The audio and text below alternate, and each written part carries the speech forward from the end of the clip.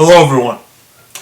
Now, if there's some sort of news-heavy episodes in the future from this point on, I'm going to make sure to put timestamps in the description and in the comments, because I know you guys don't care about news updates, you just want to get to the topic of the episode itself. But this is kind of the only way I can give out news is through Behemoth Blogmaster, so if you're not interested, click that timestamp. I don't know how to put it in the video itself, so I kind of do, but I'm not going to. I'll just look at the description or the comments, whatever.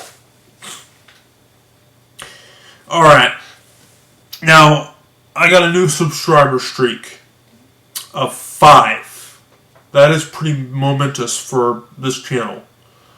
You see, I found a really small channel who was giving out shoutouts, so I was like, hey, look at my vids or whatever. And so he shouted me out, and I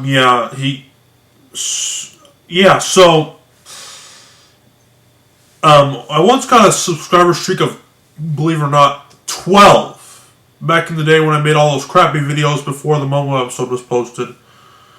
And that time I did nothing to earn it. It just came to me.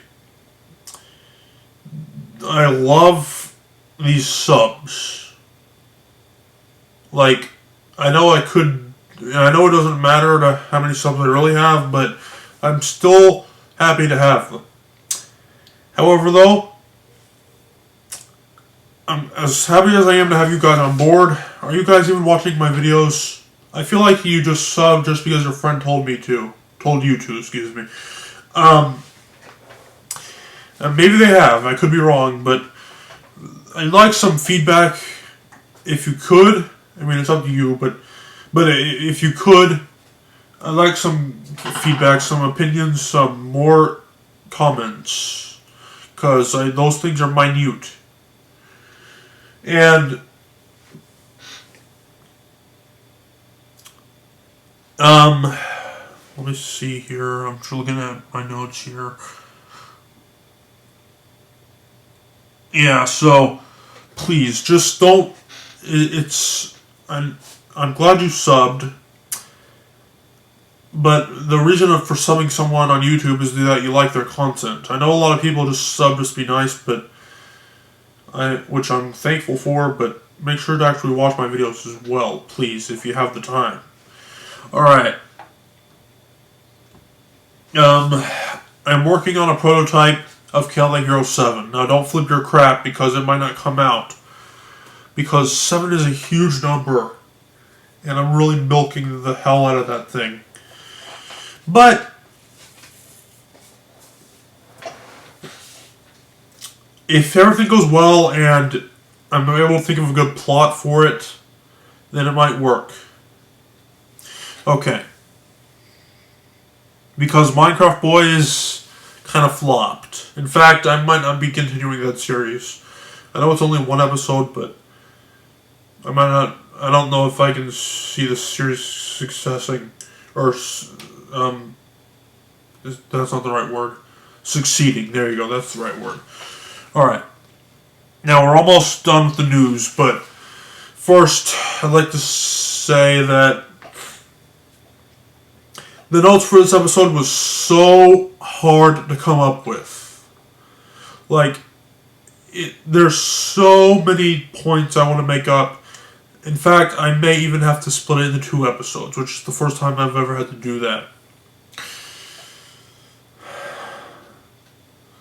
I'm going to talk about 2 things here, and depending on how long it takes to talk about the first thing, then that'll determine on if this is split into 2 episodes or not. But obviously, you read the title, so it's going to be about Five Nights at Freddy's, but we're going to talk about technical aspects and the lore. And like I just said, depending on how long it takes to talk about the technical stuff, the lore may have to be put in its own episode. So we'll just have to wait and see. So let's quit wasting time and get started now. And also, there's too much technical stuff and lore to talk about completely. So I'm just gonna talk about it briefly. Just a little bit of it. Alright, finally, here we go. Now, Five Nights at Freddy's died out so quickly. Like, I've never seen something so huge go down so quickly. Like, that just came and went. It's like a comet, not comment, but a shooting star, it just goes, and you barely get the chance to see it. Despite this, though, they still make the merch, and they still make the games. Look, I see a lot of potential for the series, and I'm kind of glad they want to expand on it, but the first game and the games that were relevant to me when I was in middle school and maybe even very early high school, or the summer before high school started,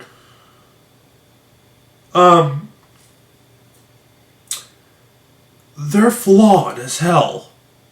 More specifically, the first game. Why, you may ask? It's going to be a long episode. So, if you need to pause this and get a drink or some popcorn or whatever, go ahead and do that now, because this is going to take a while for me and for you to get through. But it should be fun, though, so,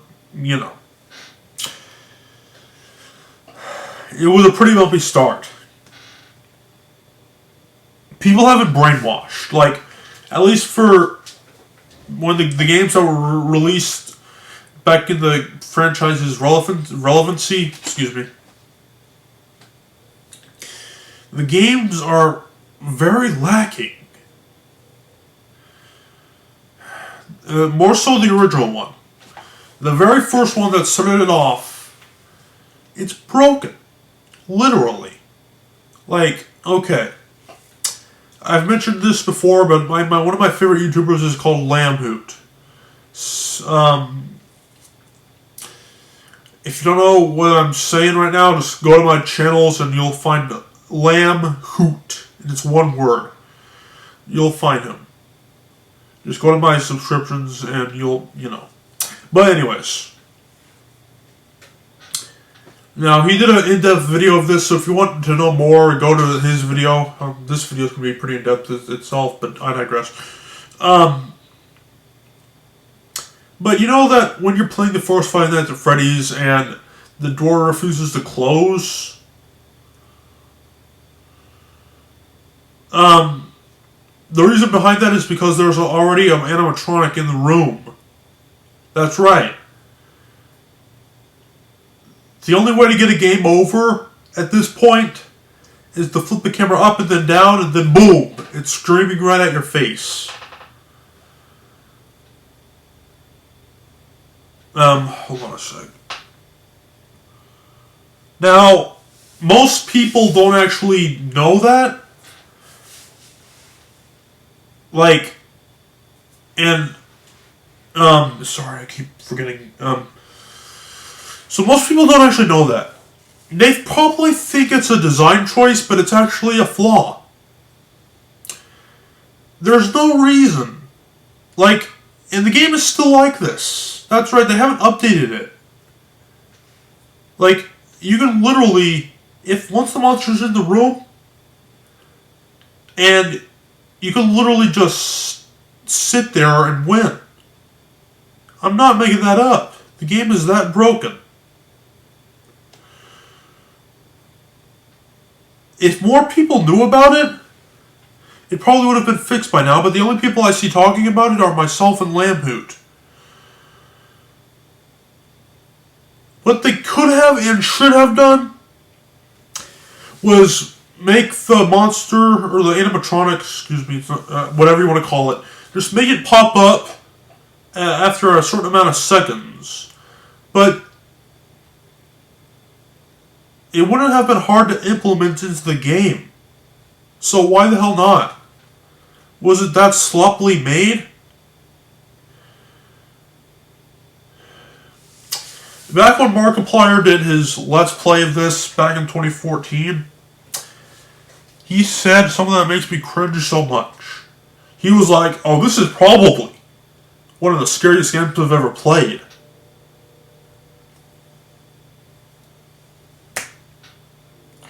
My ass is the scariest game you've ever played. You have played far scarier games than this, Mark. I'm not hating on anybody here, but that statement is completely incorrect. Five Nights at Freddy's comes nowhere close. I mean, especially when you consider the flaw in the game that breaks it, then, yeah, this game is not scary. But even if that flaw didn't exist, it still isn't that scary on its own. Like, it's rated T for teen, but the scariest games you've ever played are probably going to be rated M at the very least. I'm not hating on this just because it was popular at one point in time, and you're like, Kale, you just don't like it because it's popular, and you don't like talking about popular stuff. But really, that's not the case. I'm being serious here.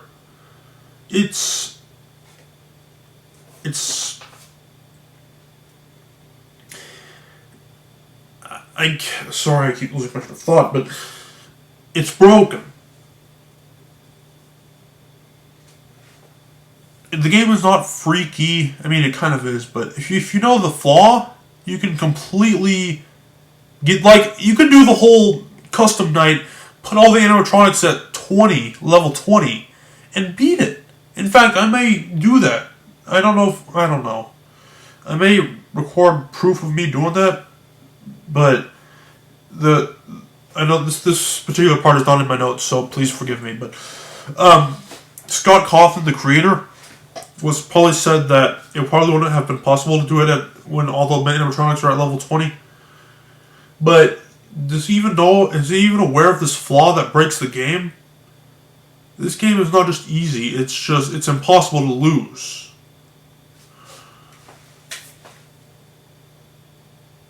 Alright. Now, for a game about trying to conserve your electricity and not use too many devices at once, how come the phone that rings every night, how come that doesn't take up electricity? I'm telling you, this lack of attention to detail, had you put some sort of effort into this game, I mean, he probably did put some effort, but if he put a little bit more, little details like this could have been avoided.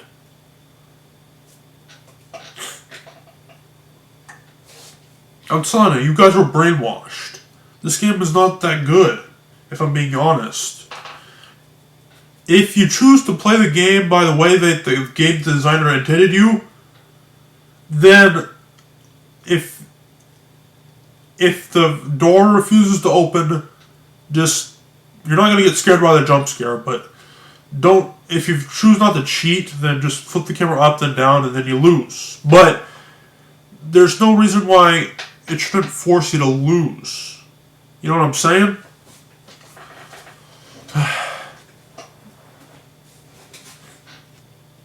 You've been brainwashed. Now, that's it for the first game, at least when we're talking about technical aspects. We'll talk about the lore later. It could be in its own episode, but I don't know. But the second game, released just 3 months after the original, more on dates later, but it is an improvement. I will admit that. But it's still not great.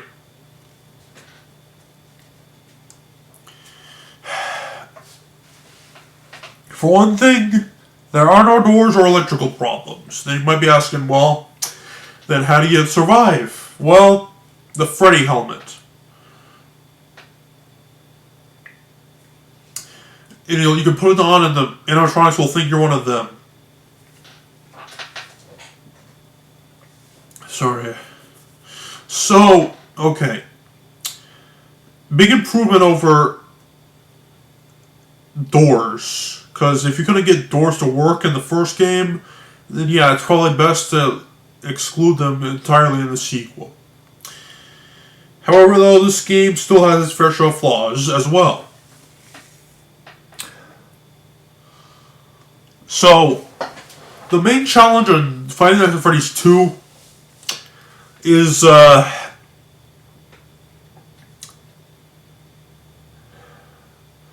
winding mechanism. Like, you have to sorry, I know I'm going very slow, I apologize, but I'm going to do the best I can here. So you gotta open the camera and keep winding that mechanism while at the same time worrying about all the other stuff. So that's the challenge in this game. Is it broken any? Well, I haven't played enough FNAF 2 to know that for sure, but I don't think it's as broken. There is a complaint I have with this game, and it's that in order to access the Freddy helmet or the camera, you gotta move your cursor over a certain part of the screen. Why couldn't it have just been a certain press on the keyboard? Like, why do... I don't know. I mean, does Five Nights at Freddy's even utilize the keyboard any? At least the first few games? I don't know, but that's not the point. The point being, if you're fast enough, you can do the Freddy helmet and the camera at the same time. Which is a game-breaking flaw. I mean, it's not game-breaking, but it's still a lack of attention to detail. Had he put more time into this, it probably wouldn't have been that... This probably wouldn't have been possible.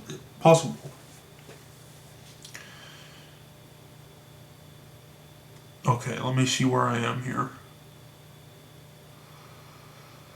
Okay, well, when it comes to technical aspects of the third and fourth game, and we're not counting FNAF World, or any game technically for that matter, that's not the first four in the main series, but we're just talking about the games that were relevant during the franchise, that came out during the franchise's relevancy. That's what I'm trying to say. So no, excluding FNAF World, because that's its own thing entirely. But, well, actually, didn't FNAF World come out in 2016? Yeah, I think it would have come out after the first four. So basically, we're just talking about the first four games in these episodes. But I know very little about FNAF 3 and 4. I don't know how to play those games. And honestly, I don't care to either. They're not that exciting. And more so with FNAF 4 because it takes place in a kid's bedroom. I don't know how that works, but it's weird because I can understand a pizzeria having like two hallways on both sides of the security door or the security room or whatever. But why a bedroom in a house? Like, imagine if there was a room, right? And it had two doors going into it and either door goes to a hallway that leads to the living room or something. Have you ever seen a house that's like that? I'm sure there's one somewhere out there, probably, but it's just weird. It's not common. Okay, we are 18 minutes in. Yeah, I probably am going to have to split this into 2 episodes, if I'm being honest. I don't know. I still have a bunch of notes left. My lord. Okay. Now, one reason the series may have harmed itself was that the games were coming out too frequently. Like I said earlier, just 3 months after the first game, the second one comes out. And about 3 or 4 months after that, the third one comes out. 4 months after that, the fourth game comes out. I don't know, man. If Coffin had decided to take his time with this, it may not have been so flawed. Like, they were coming out so frequently that Scott had to ask fans not to make a bootleg Five Nights at Freddy's 3 just so fans wouldn't be confused. They might think, oh wait, is this the actual Five Nights at Freddy's 3? That's right, you heard me right. Imagine if Nintendo, a big-ass budget company like them, had to say, please don't make a bootleg Breath of the... What? Okay, sorry, nothing. My computer just stopped for a second. I wasn't touching it long enough. Anyways, as I was saying, imagine if Nintendo had to say, please don't make a bootleg Breath of the Wild 2, just so fans won't get confused. That would be like if that happened. If your game is so low budget and so low quality that fans are able to replicate it to the point that other fans might think it's the real deal, then you know you're not trying hard enough on developing a game. You know it's that low budget. Holy crap. I'm going to split this into 2 episodes because this is getting really long. But, however, though, as dumb as these Five Nights at Freddy's bootlegs are, some of them actually have some interesting ideas that I think the actual games could have benefited from.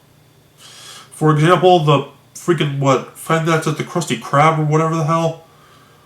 It had a feature that you could close the door via the camera system. I think that Five Nights at the Krusty Krab came out at a time when there was only a few Five Nights at Freddy's games, so... I mean, they may have done that in future games, but when it comes to the games that came out during the franchise's relevancy, no, that didn't happen. But, like I said earlier, there is massive potential for these characters in this environment. But what is that? That doesn't mean a damn thing when the games are so flawed. At least for the games, like I've said a billion times, the first 4 or so, during that era of FNAF, yeah, I don't care too much for those games. And, sorry, I'm trying to find where I'm on my notes here. Yeah, I wasn't interested at the beginning, if I wasn't interested back then, I'm probably not going to be that interested now, if I'm being honest. Because first impressions mean everything. Okay, guys, well, this episode was the longest episode so far. At 23 minutes. I'm going to stop it here, and we're going to continue off in episode 76 with the lore of Five Nights at Freddy's. So I will see you guys then. I want this video to be at least 23 minutes long. Don't ask me why, I just do, but... So, how's your day been? Okay, you know what? Screw it. So I will see you guys in the next episode, which will be the follow-up. Goodbye.